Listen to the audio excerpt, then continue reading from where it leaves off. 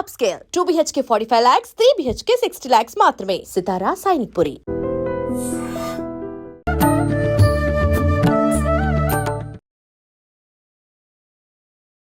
నమస్కారం, welcome to I dream. ధర్మ మార్గం విత్ విజిత కార్యక్రమానికి స్వాగతం. ప్రస్తుతం మనతో పాటు ఉన్నారు ప్రముఖ జ్యోతిష్య మరియు వేద పండితులు పవన్ కుమార్ శర్మ గారు. ఇప్పుడు వారితో మాట్లాడి మరిన్ని విషయాలు తెలుసుకుందాం. నమస్కారం అండి.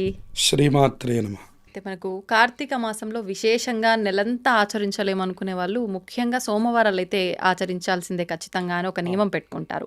లేదు నెలంతా ఆచరించినా సోమవారం మాత్రం ఇంకా ప్రత్యేకంగా ఆరాధించాలి అనుకుంటారు. మరి ఈసారి నాకు తెలిసి 4 సోమవారాలు వచ్చినట్టున్నాయండి. ఈ 4 సోమవారాలు కూడా మనం ఏ రకంగా స్వామివారిని ఆరాధించవచ్చో వివరించండి. తప్పకుండా. శివాయ గురవే నమః. శ్రీ విష్ణు రూపాయ నమః శివాయ.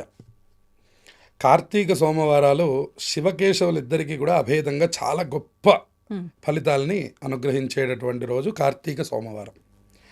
ఈ కార్తీక సోమవారానికి మనకి కార్తీక పురాణంలో అలాగే శివమహాపురాణంలో వాటి గురించి చాలా విశేషంగా చెప్పారు. అందులో మనకి 3 విధాలు చేయమని కార్తీక సోమవార వ్రతం గురించి చెప్పారు. అందులో ఒకటి అభోజనం అని చెప్పారు. అంటే అభోజనం అంటే సోమవారం నాడు భోజనం లేకుండా ఉండగలగడం కంప్లీట్గా. సోమవారం నాడు ప్రాతకాలంలో ఉషకాలంలో లేవంగానే కార్తీక మాస స్నానం చేయడం, ముందరగా తలస్నానం చేయడం, ఆ తర్వాత నిత్య అనుష్ఠానం ఏదైతే ఉందో అది పూర్తి చేసుకోవడం. కార్తీక మాసంలో దీపారాధన చేయడం అనేటువంటి చాలా ముఖ్యమైనటువంటి ప్రకరణం కాబట్టి పొద్దున్నే దీపారాధన చేయడం, ఆ తర్వాత ఏదైనా శివస్తోత్రాలు చదువుకోవడం, నిత్య దైనందినమైనటువంటి జీవనంలోకి ప్రవేశించడం. తర్వాత మధ్యాహ్నం కూడా ఆయా సంబంధమైనటువంటి కాలంలోనే ఏదైనా అల్పాహారం కానీ ఏదైనా తీసుకోవడం. రాత్రికి తులసి తీర్థం తీసుకొని ఉండమని శాస్త్రం చెబుతూ ఉన్నది. అంటే శివారాధన చేసినటువంటి అంటే శివుడికి అభిషేకం చేసిన తీర్థం మాత్రమే సేవించి వీలైనంత వరకు గనక ఉన్నట్లయితే వ్రతాన్ని పరిపూర్ణంగా సాఫల్యం చేసినట్టు. ఇది 1వ పద్ధతి. అంటే మనం ఏ ద్రవ్యాలతో అభిషేకం చేసినా ఆ ద్రవ్యాలు తీసుకోవచ్చు. ఓకే. అట్లాగే పంచామృతం అంటాం. ఆ పంచామృతం తీసుకొని అలాగే ఉండిపోవడం. ఇక 2వ పద్ధతిని నక్తం అంటారు. చాలామంది 90 మంది ఇదే ఆచరిస్తారు. నక్తం అంటే ఉదయం నుంచి సాయంత్రం నక్షత్రాలు దర్శనం అయ్యేంత వరకు ఉపవాసం ఉండి శివుడికి పూజ చేసుకొని రాత్రికి ఏదో ఒక ఆహారం తీసుకోవడాన్ని నక్త వ్రతం అంటారనమాట. ఇక 3వ పద్ధతి ఏమిటి అంటే ఉదయం పూట ఆహారాన్ని సేవించి అంటే మధ్యాహ్నం 12 గంటల వరకు పొద్దున్న లేచిన దగ్గర నుంచి ఏం తీసుకోకపోవడం, 12 గంటలకి డైరెక్ట్గా భోజనం చేయడం, భోజనం అయిపోయిన తర్వాత స్నానం చేసి సాయంకాలం శివారాధన చేయడం. భోజనం అయిపోయి ఉద్యోగ ధర్మం కోసం భోజనం చేసి 12 గంటలకి ఈ ఏవైతే టీలు కాఫీలు నిత్యకృత్యంలో ఉన్నాయో వాటిని మనం వదిలిపెట్టి ఒక్కసారి మాత్రమే ఆహారం తీసుకొని దాన్ని ఏకభుక్తం అనే పేరుతో పిలుస్తాం. ఏకభుక్తం చేయడం అంటే మధ్యాహ్నం 12 గంటలకి మాత్రమే ఆహారం స్వీకరించి ఆ తర్వాత సాయంత్రం మళ్ళీ తలస్నానం చేసుకొని దేవాలయానికి వెళ్ళడమా, ఇంట్లోనే శివారాధన చేయడమా, ఏదో ఒకటి సోమవారం నాడు తప్పకుండా ఆచరించి ఆ శివుడి యొక్క తీర్థం తీసుకొని రాత్రి అంతా ఉపవాసం ఉండడాన్ని ఏకభుక్తం అనే పేరుతో పిలుస్తారు. ఏకభుక్తం చేయడం లేదా నక్తవ్రతం చేయడం. నక్తవ్రతం అంటే ఉదయం నుంచి సాయంత్రం దాకా ఏం తినకుండా రాత్రికి నక్షత్ర దర్శనం కాగానే శివుడికి దర్శనం చేసుకొని అన్నం తినేయడం, అది నక్తవ్రతం. అభోజనం అంటే అసలు పూర్తిగా సోమవారం అంతా తినకుండా మంగళవారం పొద్దున్నే తినడం, పాలు పండ్లు తీసుకొని. ఈ 3 రకాలు మనకి కార్తీక పురాణం చెప్పింది. కాబట్టి ఎవరికి శరీర ధర్మాన్ని అనుసరించి వాళ్ళ ఆయా పనులు కార్తీక సోమవారం చేయవచ్చు ఉపవాసంలో. ఇక 2వది ఏం చెప్పాడంటే ఇక్కడ దీపారాధన చేయడం. దీపారాధన ప్రాముఖ్యతని కార్తీక పురాణంలో చాలా విశేషంగా చెప్పాడు. దీనికి ఒక అద్భుతమైన కథని కూడా చెప్పాడు. ఒక సద్బ్రాహ్మడు ఉండేటటువంటి వాడు, సదాచార సంపన్నుడు. ఆయన చక్కటి జీవనం చేస్తున్నాడు. ఆయన భార్య చాలా సౌందర్యవతి. అయితే ఒకానొక మహారాజు గారు ఆ రాజ్యాన్ని పరిపాలన చేస్తున్నారు. ఆయన ఒకనాడు ఎప్పటికీ నాకు సంతానం కలగట్లేదు, సంతానం కలగడం కోసం ఏదైనా ఒక తపస్సు చేస్తాను అని చెప్పని కూర్చున్నట్టు. ఆయన కూర్చుంటే పిప్పలాదుడు అనే మహర్షి వచ్చి, నాయనా నువ్వు సంతానం కలగడానికి నువ్వేమీ తపస్సు చేయవలసిన పని లేదు, నువ్వు కార్తీక మాసం గనక సోమవార వ్రతం చేస్తే కార్తీక మాసం అంతా నియమం చేసినా పర్వాలేదు, కార్తీక సోమవారాలు మాత్రమే వ్రతం చేసినా పర్వాలేదు, నీకు తప్పకుండా సంతానం కలుగుతుంది అని చెప్పి వెళ్ళారు. అప్పుడు చెప్పినటువంటి రోజు సోమవారం కాబట్టి ఆయన ఆ రోజు నుంచే వ్రతం ప్రారంభం చేస్తున్నానని కార్తీక సోమవార వ్రతాన్ని ఆచరించారు ఆ రాజుగారు. ఓకే. ఆయనకు ఒక చక్కటి సంతానం కలిగింది. ఉమ్. ఆ సంతానం కలిగింది. అతనికి ఒక చక్కటి శత్రుజిత్తు అనేటటువంటి నామకరణం చేసుకొని ఉమ్. చక్కగా అల్లారముద్దుగా పెంచుకుంటూ ఉన్నాడు. అతడు యవ్వనంలోకి రాగానే మంచి రూపవంతుడు. విశేషంగా సోమవారం నుంచి వ్రతం ప్రారంభించి కన్నాడు గనక ఆయన మరింత తేజోవంతుడు, చంద్రుడు వంటి రూపం కలిగినటువంటి వాడు, ఉమ్. దేహదారుఢ్యం కలిగినటువంటి వాడు, చక్కటి రూపవంతుడు అని తయారైనాడు. హా. కొంత వయస్సు వచ్చినటువంటి తర్వాత సహజంగా వేశ్యాలోలుడైనాడు. అలాగే అనేకమైనటువంటి దుష్ప్రవర్తనలన్నీ కూడా చేయడం ప్రారంభం చేశాడు. ఉమ్. పరాంగణలోలుడైనాడు. ఏ స్త్రీని చూసినా కామంతో మోహిస్తున్నాడు. ఉమ్. ఇలా జరుగుతూ ఉన్నది. కొంతకాలానికి ఆ బ్రాహ్మణ స్త్రీ ఒకనాడు దేవాలయానికి వస్తే ఆ దేవాలయంలో ఆ స్త్రీని చూసి, ఆ సదాచార సంపన్నుడైనటువంటి బ్రాహ్మణోత్తముడి భార్యని చూసి ఈ యొక్క రాజుగారి కొడుకు శత్రుజిత్తు మోహించాడు. హా. మోహిస్తే ఆ శత్రుజిత్తు యొక్క రూప లావణ్యములను చూసి ఉమ్. ఆ స్త్రీ కూడా ఈయన్ని మోహించి వీళ్ళిద్దరూ కూడా ఆ భర్తకి తెలియకుండా వీళ్ళు కొంత అనురాగాన్ని కొనసాగించాలి అని సంకల్పం చేశారు. అది దేవాలయం కాబట్టి ఆ రోజు వాళ్ళకి వీలు కాలేదు. మనం ఎక్కడైనా కలుద్దాము అనుకున్నారు. పూర్వకాలంలో ఒక పాడుబడినటువంటి యొక్క ప్రదేశాల్లో కలవడం ఒక ఆనవాయితీగా ఉండేది. ఉమ్.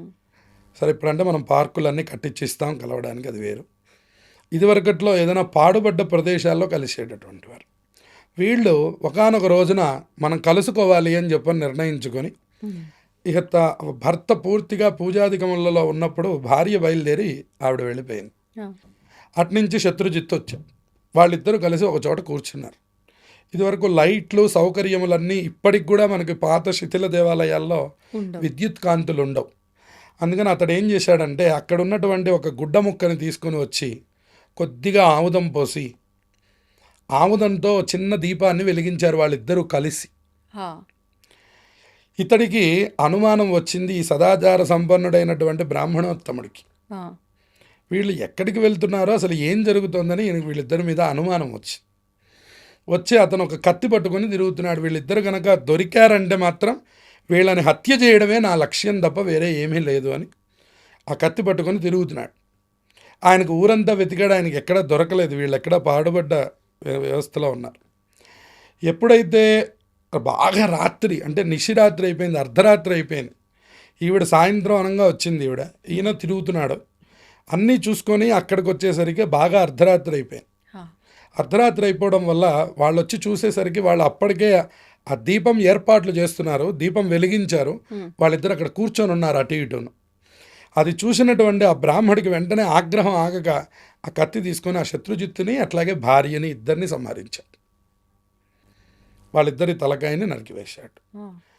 ఇంకా ఇంత భార్య వెళ్ళిపోయిన తర్వాత ఇక నేను ఏం చేయగలను? సదాచార సంపన్నుడైనటువంటి వాడికి భార్య లేకపోతే కర్మాచరణ లేదు కాబట్టి ఆ కత్తితో అతను కూడా పొడుచుకొని అక్కడే మరణించారు ముగ్గురు. ఉమ్. మరణిస్తే యమభటులు వచ్చారు, శివభటులు వచ్చారు, ఇద్దరు వచ్చారట. ఆ. వస్తే ఈ ఎవరైతే ఈ శత్రుజిత్తు ఈ బ్రాహ్మడి భార్యనేమో శివదూతలు తీసుకుపోతున్నారు, ఉమ్. ఈ బ్రాహ్మణ్ణేమో యమదూతలు తీసుకుపోతున్నారు, వాడిని లాక్కెళ్తున్నారు. ఇదెక్కడి వ్యవస్థ? నేనేమో ఇంత సదాచారంతో ఉన్నవాడిని, నేను ఇందాక కూడా శివారాధన చేసి వచ్చాను నేను, మరి నన్నేమో మీరు తీసుకుపోతున్నారేమిటి? అసలు వాళ్ళు జీవనం అంతా భ్రష్టత్వం వాడిది, వాడినేమో శివభటులు తీసుకుపోవడం ఏమిటన్నట్టు. ఉమ్. వాడు ఎన్ని పాపాలు చేయనివ్వండి కాక కార్తీక సోమవారం, కార్తీక పౌర్ణమి రాత్రి వేళలో శివాలయానికి వచ్చి వాళ్ళిద్దరూ అక్కడ ఉన్నటువంటి ఆముదము గుడ్డ మొక్క ఏదో తీసుకొని, అంటే ప్రయత్నం చేసినా ప్రయత్నం చేయకపోయినా వాళ్ళిద్దరూ కావాలనో లేదా వెలుగు కోసమో ఆ దీపాన్ని వెలిగించారు శివలింగం ఎదురుకుండా. హా. నువ్వు వాళ్ళని కార్తీక పౌర్ణమి, సోమవారం, శివరాత్రి ఆ రోజు రాత్రి నువ్వు వాళ్ళని సంహరించావు. అందుకని నీ ఖాతాలో పాపం వేశారు. శివ సన్నిధ్యంలో వాళ్ళిద్దరూ దేహాన్ని విడిచిపెట్టి చక్కటి దీపారాధన చేసినందుకు గాను వాళ్ళకి శివారాధన ఫలం వేశారట వాళ్ళిద్దరికి. అంటే ప్రయత్నపూర్వకంగా మనం ఇక్కడ తెలుసుకోవాల్సింది ఏంటంటే, మీరు తెలిసి చేయండి, తెలియకుండా చేయండి, మన ప్రయత్నం ఉండనివ్వండి, ఉండనివ్వకపోనివ్వండి, కొంతమంది చూడండి నలుగురిలో ఆనందం కోసం అంటే మా ఇంటి పక్క ఆవిడ వెళ్తుంది దీపం పెట్టడం మాకు అలవాటండి అంటుంది. అవును అవును వాళ్ళకి చెయ్యాలని మనస్సులో ఉన్నటువంటి విధానం కాదు, అవును అందరూ వెళ్తున్నారు కదా మనం కూడా వెళ్తే అయిపోతుందని. అలా వెళ్ళండి కాక, ఆ, లేదు మనస్ఫూర్తిగా మీ అంతటి మీరే మహా ఆనందంతో శివాలయానికి బయలుదేరండి కాక, ఉమ్, లేదు అక్కడి దాకా వెళ్ళలేమండి అని బయట కూర్చొని తులసి కోట దగ్గర దీపం పెట్టండి కాక, ఉమ్, ఏ చిన్న పని మీరు కార్తీక సోమవారం నాడు చేసినా, ఏ చిన్న దీపం వెలిగించినా ఉమ్, ఆ దీపారాధన ఫలం మిమ్మల్ని అనంతమైనటువంటి పుణ్యములకు తీసుకొని వెళుతుంది, మీరు చేసినటువంటి పాపరాశి ధ్వంసం అయిపోతుంది అని చెప్పారు. ఉమ్, అందుకని ఏంటంటే ఇది కార్తీక పురాణంలో ఉన్నటువంటి కథ అవును కాబట్టి ఇది ఎట్లా అయితే చెప్తూ ఉన్నదో ఆ రోజు మనం ప్రయత్నపూర్వకంగా మనందరం దీపారాధన చేస్తే ఇంకా ఈశ్వరుడు ఎలా అనుగ్రహిస్తాడు అనేది మనం మాటల్లో వివరించలేం కాబట్టి ఈ స్టోరీని బట్టి అర్థం దీన్ని బట్టి మనకు అర్థమవుతున్నది. కాబట్టి అందువల్ల మనం ఏదో విపరీతంగా చేశాము కాబట్టి మేము కార్తీక సోమవారం దీపం వెలిగించక్కర్లేదు అని అహంకారానికి పోకుండా, గతంలో మేము చాలా పుణ్యాలు చేశాం అనే మాటలు మాట్లాడకుండా మౌనంగా శివుడి దగ్గర కూర్చొని ఒక చక్కటి దీపం వెలిగించి ధ్యానం చేయండి. ధ్యానం చేసేటటువంటి వాళ్ళకి సహకరించండి. వాళ్ళని పాడు చేసే ప్రయత్నం చేయకుండా వాళ్ళ దగ్గరికి వెళ్ళి ఇవన్నీ ఏంటి, మీరేం చేయడం, ఈ ఉపవాసాలు ఏమిటి, ఇవన్నీ ఏమిటి అని మనం పరుషంగా కనుక మాట్లాడినట్లయితే మనం మళ్ళీ బ్రాహ్మణులాగా ఎంత ఆచారం పాటించినా ఎంత వ్యవస్థ చేసినా ఈరోజు మాట్లాడిన ఈ పాపం వల్ల మనం మళ్ళీ యమదూతల దగ్గరికి వెళ్ళిపోతాము అని బాగా గుర్తుపెట్టుకొని ఆచరించేటటువంటి వాళ్ళకి చక్కగా సహకరించి, మీరు ఒక అరటిపండు తినండి పొద్దున్నుంచి ఏమీ తినలేదని వాళ్ళకి సహకరించడం, అట్లాగే వాళ్ళకి కావాల్సిన సంభారాలు ఏర్పాటు చేయడం, దీని ద్వారా కూడా ఫలితం వస్తుందన్న. అందుకనే శివాలయాలకు వెళ్ళమనడానికి కారణం ఏంటంటే మనం దీపం పెట్టినా పెట్టకపోయినా అక్కడ ఉన్నటువంటి దీపాలన్నిటిని దర్శనం చేస్తాం మనం. అవును కనీసం మనం కళ్ళతో ఆ దీపాలని అట్లా చూసినా కూడా ఆ రోజు మన ఖాతాలో పుణ్యం వేస్తారు. అందుకని కార్తీక సోమవారం శివాలయ సందర్శనం అత్యంత ముఖ్యమైనటువంటిది. చక్కగా దీప దానములు కూడా చేయవచ్చు. ఇంకా పంచామృతాలతో ఈశ్వరుడికి అభిషేకం చేయవచ్చు. 4 స్తోత్రములు చదువుకోవచ్చు. ఖర్చు లేనటువంటి పని. ఇవన్నీ ఎవరు తీసుకెళ్తారండి? మాకు ఓపిక లేదు అంటే ఒక చిన్న పుస్తకం తీసుకొని వెళ్ళి ఆ లింగాష్టములు లాంటివి చక్కగా చదువుకోవచ్చు అక్కడ కూర్చొని. అందుకని మీరు ఏ చిన్న పని చేయండి కార్తీక సోమవారం, అది అత్యద్భుతమైనటువంటి ఫలితాలను ఇస్తుంది.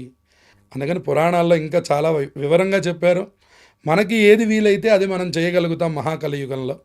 కాబట్టి కనీసం స్నానం చేయండి, దీపారాధన చేయండి, స్తోత్రములు చేయండి, అవకాశం ఉన్న వాళ్ళు శివ ఆరాధనని చేయండి, మిగిలిన వాళ్ళ దీపాలు వెలిగించండి, దీపదానములు చేయండి, అలాగే వస్త్రదానములు చేయండి. ఈ కార్తీక సోమవారాల్ని చక్కగా సద్వినియోగం చేసుకోండి. ధన్యవాదాలండి. శుభమస్తు.